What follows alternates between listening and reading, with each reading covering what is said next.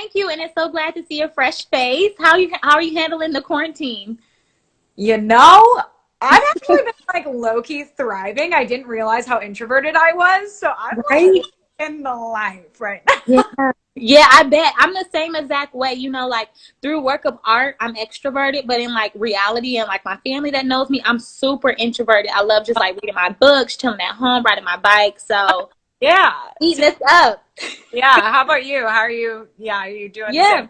Yeah, I'm doing the same, and I just been chilling out, kind of getting some work done, and it's been a great opportunity for me to kind of just play catch up with some stuff, you know how Yeah. life is just so busy, and we get caught up in like, the moving. So someone's saying, "Oh my God, me too." Yeah, yeah. So it's like, we're all going through that, but I think it's so cool that unfortunately so many people are being affected by it. But I've been just trying to tune into myself just so that I can kind of deal with just staying well, and staying balanced.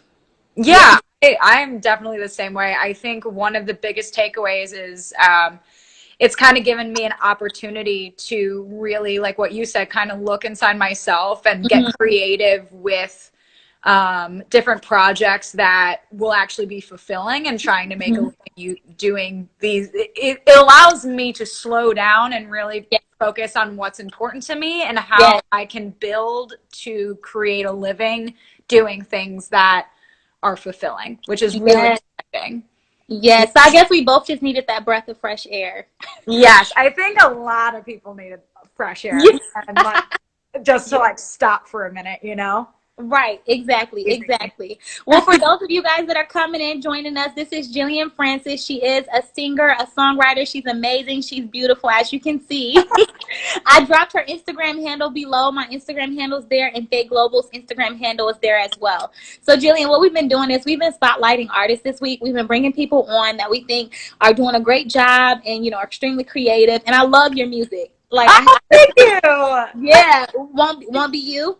Won't be you. Yes, won't be you. That one I play over and over because like that resonated with me. Like Oh, that one spoke to me seriously. Like, when you have that person or whatever, and then you end up finding your worth within, you find you grow more into your self-worth as you deal with different people and stuff like that. So that song really resonated with me for like a previous experience I've had in my dating world. So mm-hmm. thank you for that. Thank you. Yeah, thank you for telling me how you connected with it. I mean, it's that one in particular was really interesting because I wrote it, the whole thing like pretty quickly.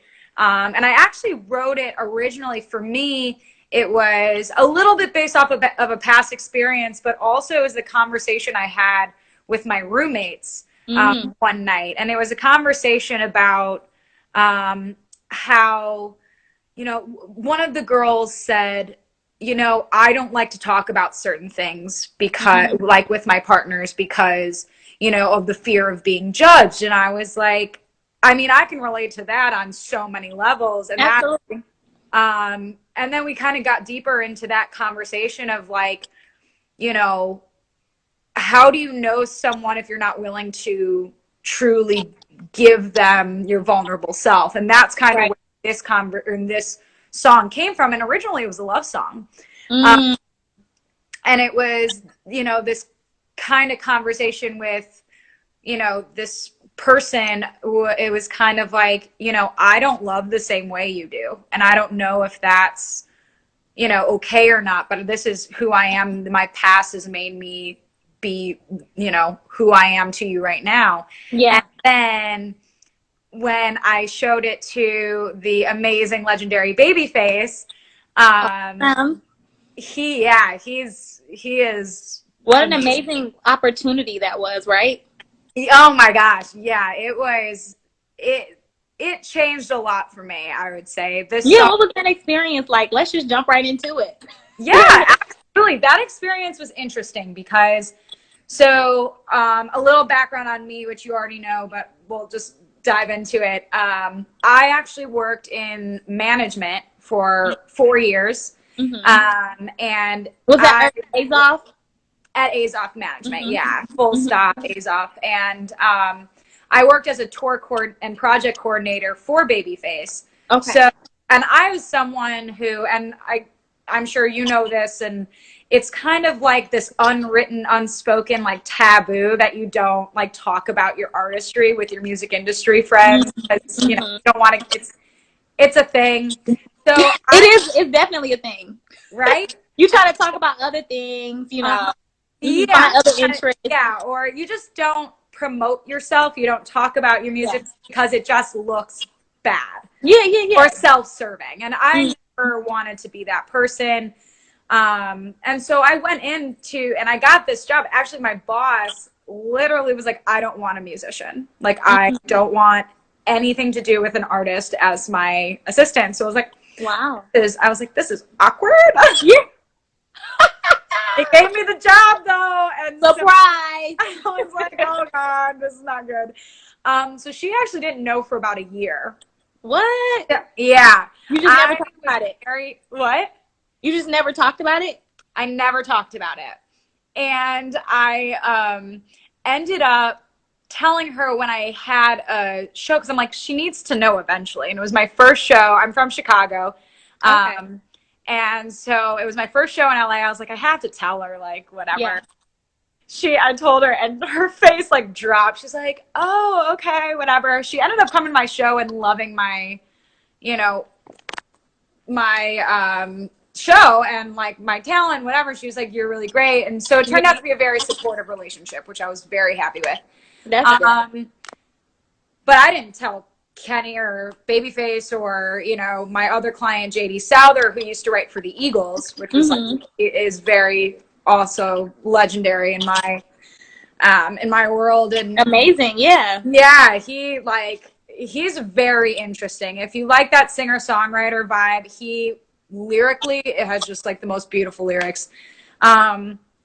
Cranky man, but we love him. But yeah, so fast forward a couple years, and I had done it's actually very funny. It was the first time I got to go alone to represent Babyface at Sean Stockman's house it was a Boys to Men, I don't even know. And, you know, I had time, I was like walking him up for his little performance. He starts talking to me. He's like, so you never told me you were a songwriter. And I was like, when was I supposed to tell you that? Like, right. For you. Like, I'm not like, and I'm always with Susan. Like, I'm not going to just come up and be like, oh, hey, by the way, listen to my music. Like, Right. And he laughed. He's like, well, send me some of your stuff. So I ended up I asked my boss first, because I'm very like, you know, want to make sure everyone's cool with it. She was like, yeah, go ahead. And I ended up sending a couple of my songs that were already done. And then I had this one as a voice memo. I was like, yeah, and this is kind of what I'm working on now. I would say within 5, and this was like during the workday, he was like, within 5 minutes, he's like, what time do you get off of work? And I was like, you know, 6:30. Like, right now? Yeah. And he's like, come to the studio at 7. I have an idea. And I was like, okay. So I'm like at work in my cubicle being like freaking out. Yeah. Like what's going to happen? I had no idea. And wow. Yeah. And I know he's worked with a bunch of like our other clients before, and particularly like this one girl, he would work with her for like hours on end. So I was expecting like an all night thing. And so I go in with the song, and like within an hour and a half, we were like done with the song. I was like, oh, okay. Yeah, he's like, yeah, just do this, and then do this. And I was like, okay, that makes sense. And he's like, well, what do you think? I was like, yeah, I mean, yeah, but I'm like freaking out at this point. Yeah. I was like, you know better than me. Like, whatever. Yeah. It also was a really interesting experience for me, because it was the first time that I like let go of the ego of writing a song and letting the song because I mean, it was his idea to just switch it into a breakup song. So I was like, oh, like for me, I was so attached to this other concept that I was like, you know, it really took a lot for me to just like be like, what is the best for the song? Yeah. Let's try it. And it ended up being, you know, the song that everybody is really connecting to. And that's the power of Babyface. Yeah. You know, that's amazing. Yeah. Working with an icon like Babyface, that's like a dream come true. Like, definitely should be proud of that one, right?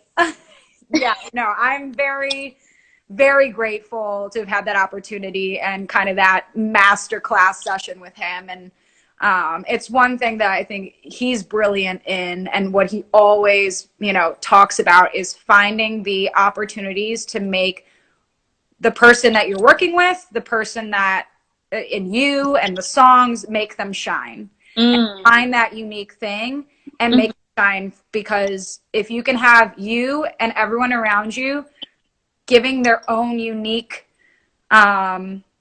light to the situation, it's going to be a masterpiece no matter what. So that's something that I learned from him that was really, really cool, and I try to incorporate in all of my performances, all of my, you know, collaborations, and it's really fun.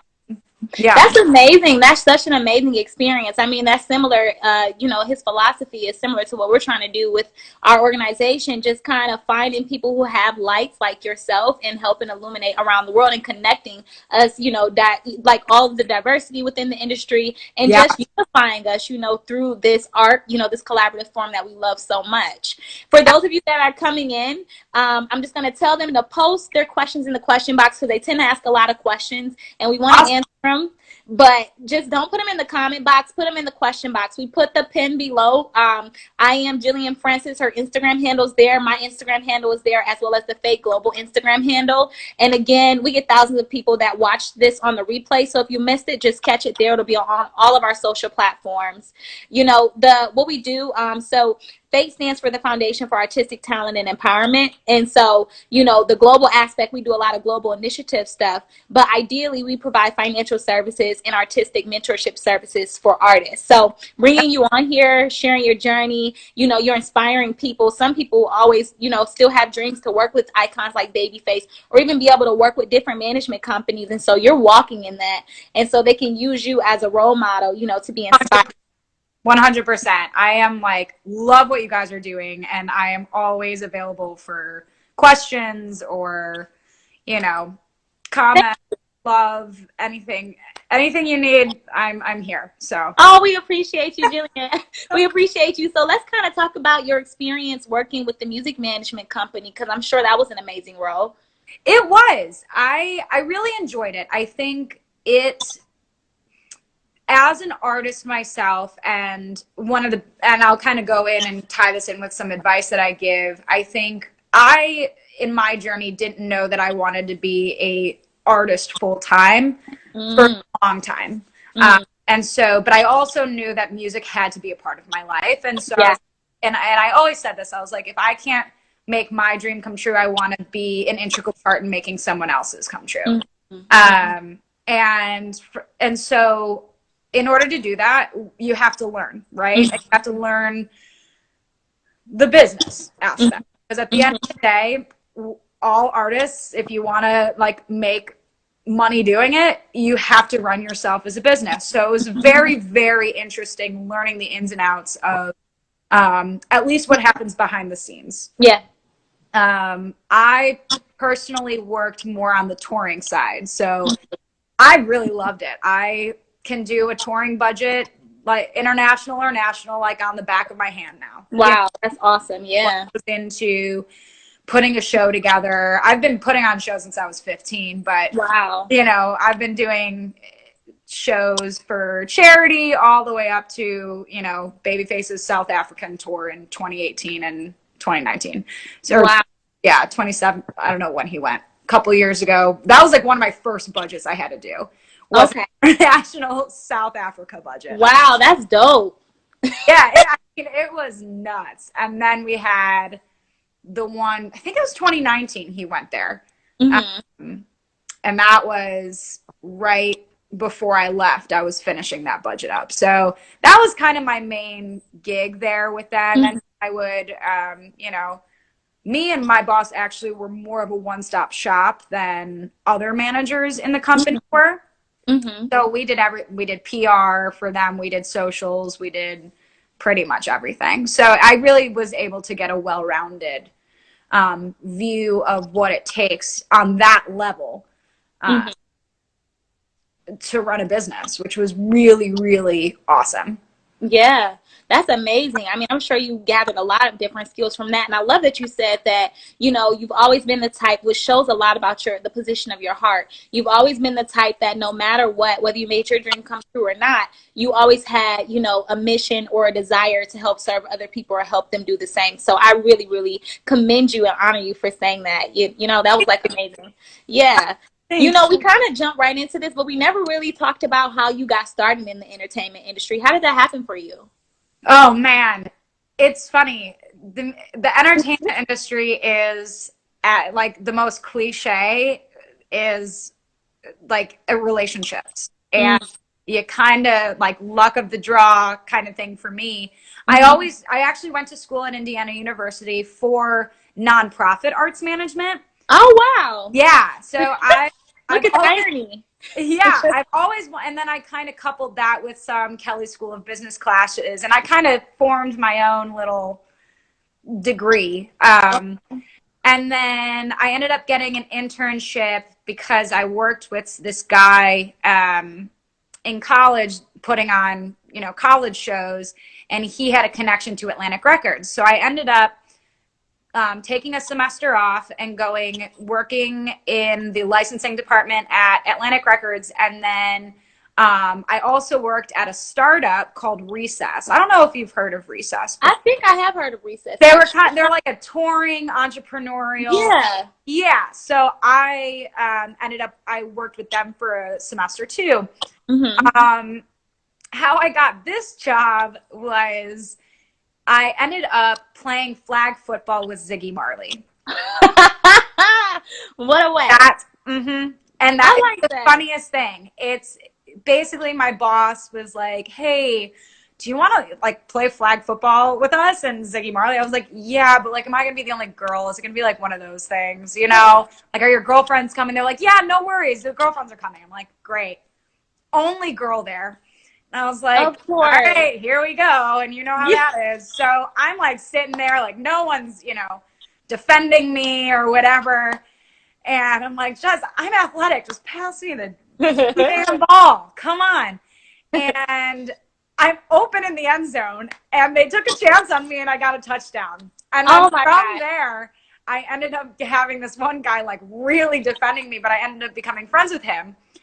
And and then when I came back to school, I was like, my parents were like, "You're not going to California without a job. Like, it's not happening. Yeah. Do it." And so I was like, "All right, fine, let's start looking." I look on my Facebook, and they're like, "An artist manager needs an assistant from the guy who was defending me back in the day." And I was Mm-hmm. like, "Hey, I need a job," and he was like, "Send me your resume." And then within a couple That of worked out. And then it worked out within a couple of days. I had the interview, and she goes, "Oh, so how do you know Ziggy Marley's wife?" And I was like, "I don't." I was like, like my resume went from like the top chain. She's like, "Yeah, we're like best friends." I was like, not gonna lie to you, I had no idea. I don't know her at all. Wow. Yeah, Crazy. yeah. That's how you got it. And that's how I got in. And then I was there for about 4 years. Wow. You definitely put in that work in that time. You know, that's awesome. Oh yeah. What an amazing experience. I mean, you never know from a meeting of flag football, that could be your next job opportunity. Networking is it's needed. You never know, and you just have to be as like, you know, open to really talking about what inspires you, who you Mm-hmm. are, and you'll be Mm-hmm. surprised. You'll come to Yeah. find randomly, you know, years later. Yeah. You know, you never know who's going to end up in your corner at the end of the day. Yeah, I love that you said just staying open, you know, to possibilities. You know, you kind of spoke about relationships, and some people don't value relationships as much. But can you speak to why relationships are important within the industry and just like nurturing and cultivating those? Yeah, I think Nishi's on here, so she could definitely attest to this. Hey, Um, Nikki. um, relationships are so important, really, in every capacity in my life, but specifically in the industry, because the industry is very small. Mm-hmm. And so when you talk to people in the industry, you really want to put not only your best foot forward, but your most authentic foot forward, because the moment that shifts, people Mm-hmm. know. Mm-hmm. Mm-hmm. The energy that you bring to people, they feel it.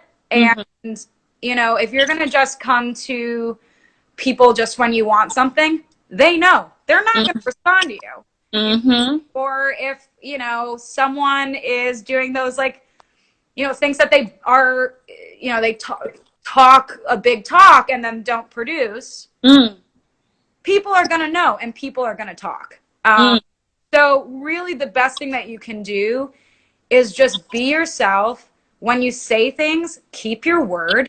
Yeah. And, like, you know, and just be nice to people, because at the end of the day, that's what people want. People want to be around good people. Yeah. At the end of the day. And when, like, you know, the people who get things done are the people who stay true to their word, and they know that I don't know, you know when people are, I don't know if I can swear on this, but like bullshitting you. Yeah, keep it real. You know, and like, and so if people are jaded already in this industry, they know what they're looking for. Exactly. So, and keeping up with people and genuinely making those connections, you're more likely to have people wanting to be in your corner and help. That's just how it is. Mm-hmm. Mm-hmm. And then the people that you don't vibe with, making sure that they respect you regardless is the biggest. Respect is important in this industry. Knowing what you're talking about and being able to execute. That's, I mean, I've worked with people where, you know, they're not liked as humans, but I can tell you, people will pick up the phone for that person, or they will call them because they know they're going to get things done. And they're respected. So they're respected, yeah. So it's really, it's a funny game, but relationships are really how you make the impossible possible, because you can't do that. Love that. Relationships are how you make the impossible possible. I love that. Thank you for that. Yeah, so I ramble a lot, so you can cut me off. No. Like, you're great. Like, I love it. And the more information you provide, the better, because there's someone that's watching that wants to be where you are, or wants to do the things that you've done or something similar. And so you rambling, you're kind of giving them all of the details, which I love that. So thank you. Thank you. You kind of talked about, though, a bit about how you never really knew if you could do singing full time. So was your dream always to be a singer, like as a young Jill? What was that like for you, Jiillian? Yeah. So it's a funny, deep conversation, so I'll make it, you know, as clear and concise as possible. Okay. I am someone who loves singing, who loves writing, but for a very long time was crippled by the fear of judgment. And I had an insecurity, and still do from time to time. I mean, we're artists. We're the hardest people on ourselves as possible. Yeah, always. So I think I never truly went for it. And I went the business route first, was because I didn't think I had what it took. And now it's really interesting because, you know, being in the industry and seeing what it does take, and the talent that's out there, and the talent that's getting, you know, just how the game is played, that, and then looking at myself in a different light and really figuring out what matters the most to me. Yeah. Brought me to a place of security and comfort, knowing that my decision to leave management was correct. But it took me a while to get there. And to really be like, you know what, I'm going to try being an artist full time, or being an entrepreneur myself, and step away from the corporate and the music industry life. I wanted to take a shot for myself for a long time. So that's kind of where, you know, my realization of and that confidence in myself to take the risk really didn't happen until about 3 years into my job. Wow. Yeah. That's awesome. So were you always writing music, or when did that start for you, when you actually started writing Yeah, music? I started singing at 8. Oh, Because, okay. yeah, because my sister was singing and she had all the attention, and I was like, excuse me. You guys just don't know. I'm sorry, I'm the oldest. Like, hello? I need some attention here, please. Yeah, so exactly. So I ended up going to voice lessons. It was just like a thing. And then I ended up I fell in love with it, and I started writing and picking up a guitar at 15. Oh, wow. Yeah, and I taught myself guitar, and I really Wow. taught myself songwriting. And I didn't take like a professional like songwriting class until Mm-hmm. I was in LA a couple of years ago. Mm-hmm. So I really did most of this on my own. I had been taking voice lessons. I still do to this day. So that's been over, 15 years. Um, Wow. yeah. So that's kind of, Yeah. it's always been a love for me. And really the only reason, I'm from the Midwest. So they're like, go to college. So what do you go Mm-hmm. to college? And I was Mm-hmm. like, Mm-hmm. and I didn't have anything to show yet for like the applications for, NYU music school, or like, I Yeah. didn't know that's really if I wanted to go there yet. So I ended up going the business route, and that's what took me to the life that I lead now. Yeah. That's awesome, man. That's awesome. And even just the fact that you said you're fully invested in regards to like getting vocal lessons, you've also taken like some songwriting courses and stuff. And those are all notes that anyone that wants to actually be a singer songwriter and take this seriously, those are the things that they should be doing.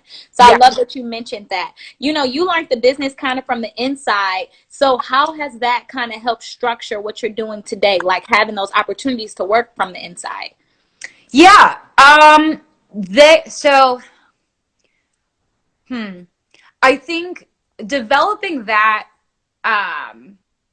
part of my brain and the logical thinking behind things, I think has really helped in terms of, you know, how long it really does take if you want to roll out a single, and you Yeah. want to get the right marketing tools. Like if you Yeah. want to, yeah, luckily for me, I've had the opportunity to go to these, Spotify Genius workshops. And Yeah. Good. Yeah. like, I would say these are some of the most important things I've learned, is how much it actually takes behind the scenes Mm-hmm.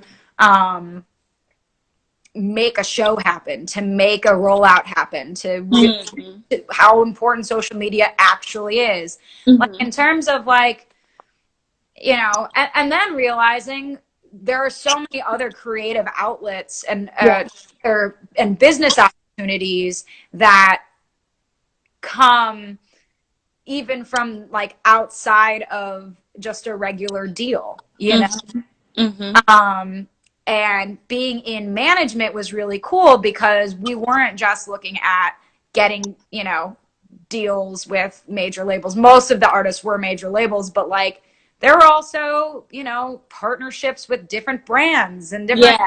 things that you can do to Mm-hmm. monetize off of the music, the story, and like who you are. And I would say one big lesson I actually learned outside, and now looking back, it makes so much sense. And I didn't fully grasp it at first until I started looking at myself really as a business. Mm-hmm. Is, and I learned this from a business mentor I'm working with right now on some of the projects I'm working on now. Yeah. People aren't necessarily like, yes, music matters, obviously. Your Mm-hmm. craft, your concepts, your lyric, your music, it all matters. Yeah. In the grand scheme of things, you're selling you and Yes. you bring to the table. Yes.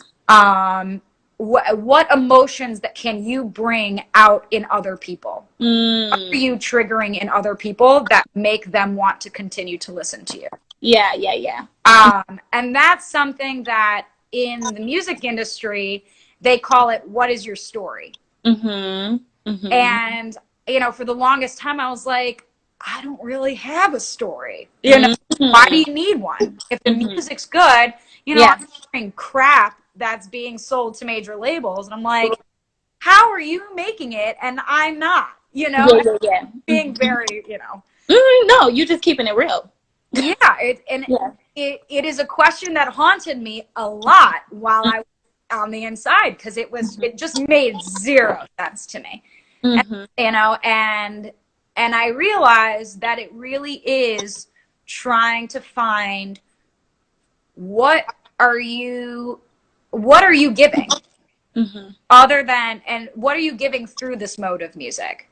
Yeah. Because it's so much more than just the music. It's Yeah. what the music inspires out of other people. Right.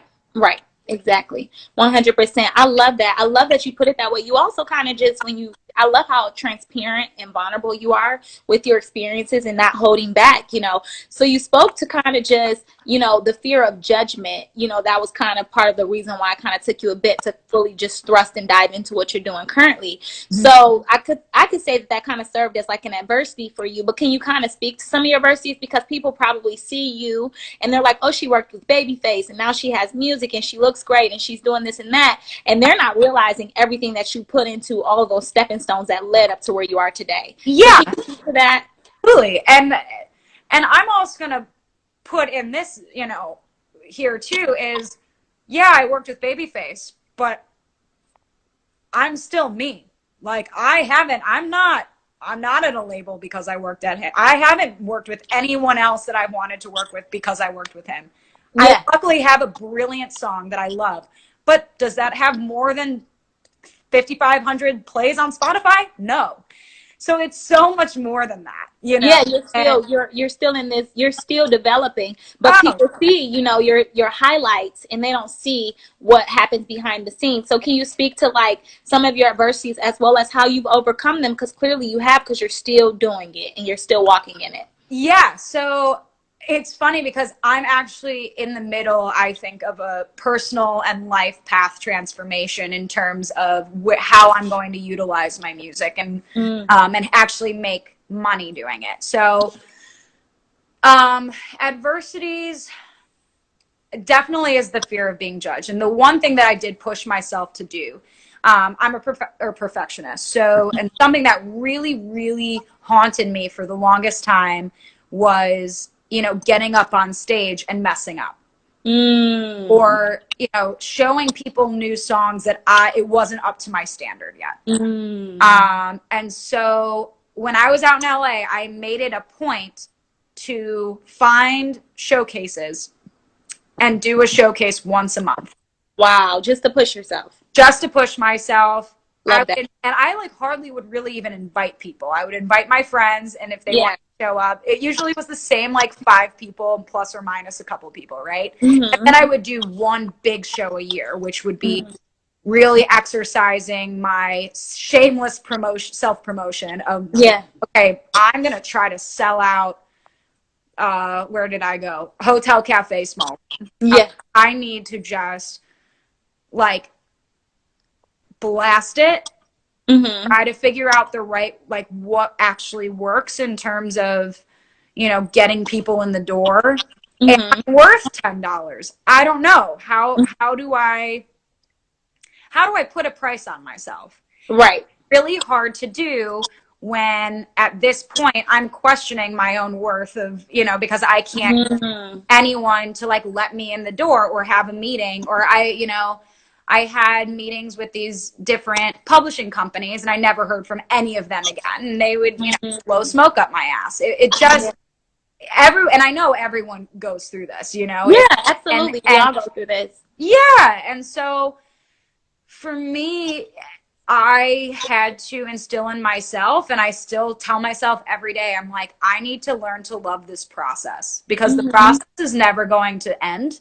There's always going to be uphill in anything that you do. Like I'm helping my mom build her real estate business. Same thing. We're presenting a product and the people are like, yes or no. Everything that you do, especially when you're in sales. And unfortunately, we're in sales. We are in sales. Yeah, absolutely. Yeah, I love that you say that because even myself, me being an actress, I'm constantly, you know, having to overcome the fear of rejection. So Mm-hmm. I finally got to the point, kind of like you, where I'm just like, you know, it's constantly a battle in and out of it. You know, we go in these different spurts in life, you know, as we evolve. But I'm constantly have to remind myself that I really don't care because, you know, when something is for you, I understand and I've learned that it just won't miss you. And I think that goes into trusting the process. So 100. things are specifically fit for you. You know, I wear 7.5 in shoes. I can't fit into a 10 and I sure can't fit into a 5. Yep. So, you know, 100%. That is yeah. right on target, girl. Like, queen. Yeah. Come on, Queen. Look, Queen's Like, connect. queen, look. All right. Look. Yes, Queens Connect. I love that, you know. But yeah, I think once we get to that stage, like, you know, when you show up to auditions and you see other people in the old me, and I'm just being honest, I go in and if I saw someone on like a higher caliber than I was currently within my career, I'd be like, oh, well, they're probably automatically going to get it. And I'm already shooting myself down without giving myself an actual opportunity to see, you know, because they might not get it for multiple different reasons in production, or it might, again, just be for me. So once I kind of just started to talk to myself and began to become more gentle with how I was speaking to myself, and Mm-hmm. that helped with a lot of affirmations, I got so much better with, you know, how I was handling those audition spaces where it was like, you know, it's not a competition. You know, when something's for you, the competition is between me being a better version of myself today than I was yesterday. So I love that you spoke to that because, again, I think a lot of artists go through, you know, facing the fear of judgment, the fear of, you know, these insecurities that come with us constantly developing ourselves every single day to be better. And at the end of the day, just like what you said, you had said this, like, at the end of the day, no one cares and no one's going to remember what you do. To be very blunt, nobody cares, right? Yeah. And it's our job to make that piece of art and say something that will make people care for a moment. Mm-hmm. And Mm-hmm. if the I people that love that. you are selling to don't care what you're selling, you're never going to get them on your side. You need to find those that I always say it takes one person, one song, one anything. Yeah. Yeah. To Yeah. get Yeah. to the next step. One yes. One yes. That's it. Mm-hmm. And hopefully that yes works out in the fact that you guys connect on a different level. And again, it's a business of relationships. If they don't believe in you as a human and what you're doing, and you don't believe that they get you, they're not Right. people. Exactly. Add something that's super important too. And that's usually like in an audition or in meeting it, like at this point in stage in your career. If they can't do anything for you, they're not gonna pick you. If you Mm-hmm. anything for them, it's not a, like what you said, it's not a good fit. So it's Yeah. like it's almost a blessing, right? Mm-hmm. If, Yes. Absolutely. I had an opportunity to work with someone and that was taken away from me and with like no explanation, whatever. But I was like, at the end of the day, I am so grateful because that person who put together that situation, not my favorite human. Yeah. And Yeah. the, what was it called? The shield, the curtains have come up. And I hate working with this person. So, like, Yeah. thank goodness I wasn't locked into some shady deal. Mm-hmm. Like, always trust your gut, always be yourself because if you can, you're going to get with the right people. Absolutely. I love that. You know, not from a place of regret because every experience helps us evolve, you know, Mm-hmm. into whatever it is that we're called to be in each moment. But if you can go back and tell the younger Jiillian something, if you can give her some advice, what would that be? Oh man, a lot of things. Um, I would say the biggest thing, oh, that's really hard because like I said, I'm like in this transition mode, so I've done like some deep healing, shit recently. I love that. Yeah, that's good. So, you know, the biggest thing that I would say would be slow down. Mm. Because something that I'm still luckily I've had this, quarantine to really slow down. Yes, what a blessing that was. Yeah. It is. It still is. Yeah. Oh yeah. But I think I had a tendency to really overwork myself and I Mm. noticed that I never really got anywhere. Hmm. Wow, that's deep. And not necessarily like I got the music, I got things done, but like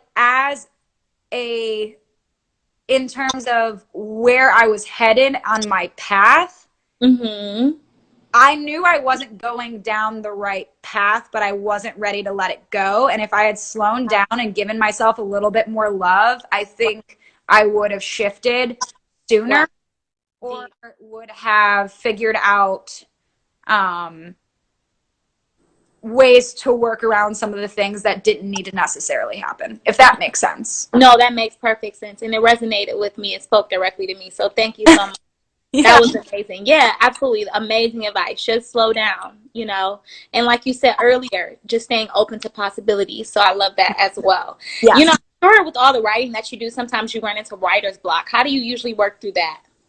Oh, man. So, again, you're hitting me with the tough ones because, like, I'm currently in writer's block. Oh, my normal go-to is going to concerts. For some reason, like, I love other artists inspire me so much. And being in that creative atmosphere really helps me. I love doing that. I'm big on meditation. me So too. that will, some things sometimes will come to me during meditation. I'm like, yes, thank you. Thank you, meditation. Thank you. And then just like forcing myself to play around with the guitar and like say random things that are really cringy until something is nice enough to write in my notebook. But I just try to live, to be honest, and like just get out and like have conversations with people, walk outside in nature and just like take a breath. Yeah, amazing. That's beautiful. Thanks. Nature has no enemies, so guys, spend as much as time as you can out there. Let's take some questions actually from our audience here. You actually have quite a bit. Ooh. Someone is saying, what advice would you give songwriters trying to break into the industry? Ooh, I would say the advice I would give is to, one, I would take classes from like the song, or, well, depending on where you are, you know, in LA, for example, there's a lot of good UCLA classes. There's a lot of good, like the Songwriters School is really good. Go on retreats, meet people, because again, relationships are what's going to get you through the door. And then if you can do that while learning your craft really, really well and knowing how to write a good story, that's important. One of the biggest things that I was told by a publisher was, you know, anybody can write a song, but you have to be the next like Julia Michaels. What is your spin? What is your spin on lyrics? You want to be able to write lyrics or make sounds that are identifiable to you, that no one else is doing. How you can actually do that, I have no idea. Still trying to learn it to this day. Yeah. But the biggest thing is relationships, experimenting, and just continuing to get yourself out there. Your songwriters are just like artists. Yeah. Yeah. Absolutely. Great advice, man. I love the way you put that. Let's see. You have another question. Someone says, did you take singing lessons? Yes, she said so. If so, where? If not, what did you do to improve your vocal skills? Well, love this question. I'm actually a vocal coach. Oh, awesome. So if you want, DM me. I will talk to you about that. Amazing. Look at that. But yes, I have taken voice lessons with a bunch of people. My current vocal coach is out in LA. She, I mean, you can find them anywhere, you know, honestly. So it depends on how much you can pay for it, to be very honest. And then also, if anything, I would read up on how, you know, vocal technique. You can go on YouTube. You know, they have some different, you know, exercises and stuff, but really focus on, you know, what you want to improve, because if you can articulate what you want to improve, you'll be able to find the different exercises that will work. Absolutely. Love that. Great advice. Someone else is saying, what is your process when writing new music? So my process when writing new music is normally I will sit and fiddle with my guitar and sing random notes and then say random things that I likely will hate. Love it. and then something comes. That's Mm. it. It's just And like then that. I'll let That's it go. And simple. this is like horrible of me, but it's my habit. It takes me so long to write a song now because I won't just sit and do it. I'll like have a really good verse and then I'll put it down for like a week and I'll be like, no. Mm. And then No. I'll try it again, and then I'll have another really good verse. I'm like, all right, I'm done. And then once I have a couple of songs, I do have songwriting mentor that I will reach out to and be like, hey, can you rip this apart so we can rewrite it better? Because that's Yeah. a whole other thing too. And so I would also suggest have your trusted circle of other songwriters that Mm. you can just be very vulnerable with and be like, I know this sucks, but I need you to help me. Hmm. Yeah, that's awesome. No, that's amazing. That's like great, great advice. And even just putting that ego to the side, because sometimes us as artists, it's like our artists are our baby and we're sensitive about it.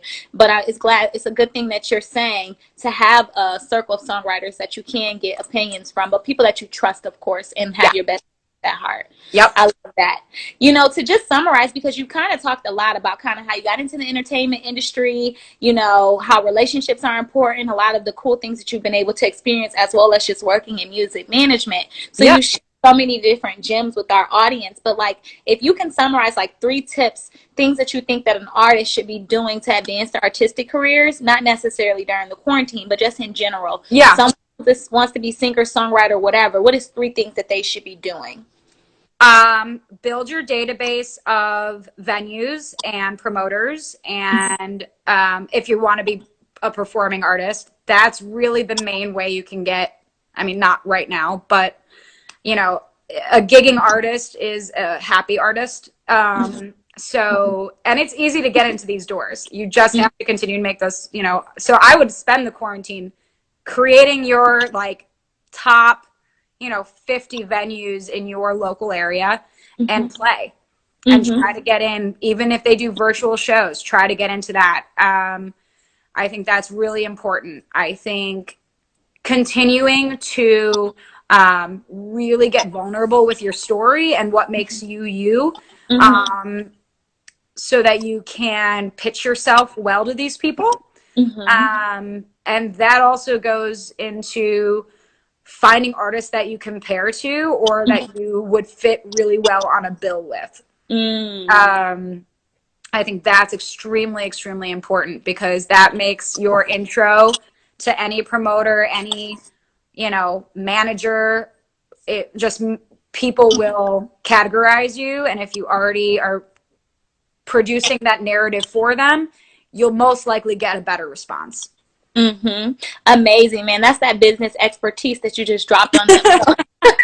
Thank you for that. Look at that. Look at that. I mean, you're so knowledgeable, Jiillian. We truly appreciate you coming on here and just sharing this platform, sharing your knowledge and your experiences. I'm sure it's a young Jiillian that's going to watch this and be inspired, I hope so. Yeah, and it'll keep her going. So thank you so much for being so transparent and vulnerable with us, sharing your time. I mean, you could be writing music right now or doing whatever, spending time in nature. Okay, I was watching Prodigal Son, so I'm all good. This was such a fret. Like, I loved this. Thank you so much. You're so empowering and wonderful. Thank you. This was such a pleasure. Oh, I appreciate that from my heart to yours. I really, again, guys, I want you guys to connect with Jiillian, see all the work that she's doing. Where can they listen to your music? On what platforms can they find you? Or how can they research you can find me anywhere. Spotify, Apple Music, Pandora, iHeartRadio. I think I'm even on, whatever. You can find me on Facebook, Reverb Nation. I don't do Twitter, but Instagram is where I'm most active and I look at all of my DMs. So please feel free to connect with me anywhere. Awesome. Guys, make sure you connect with her. I dropped her Instagram handle there. Mine is there as well as the F.A.T.E Global handle. If you guys like what we're doing, we are showcasing artists every day. And we have Jiillian today. She's a singer and songwriter. She's amazing. If you missed this, watch this on our replay. Again, this will be on all of our social platforms. But follow the F.A.T.E Global Instagram page for all updates concerning these interviews that we're doing, casting opportunities, and things of that sort. Again, the Foundation for Artistic Talent and Empowerment, this is what we do. We provide these artistic mentorship services like this for you, as well as financial services for free. So connect with us. Again, Queen, we appreciate you. You wear your crown extremely well. I salute so do you, girl. Thank you. Thank you, sis. I salute you. And I'm so excited for all that's going to come to you and all that's already coming to you. And I'm excited to continue to connect with you as well. Thank you. You as well. This was such a pleasure. Thank you so much. Okay, well, we'll talk to you soon. Bye. Stay safe. Stay beautiful. You too. Bye-bye. Bye.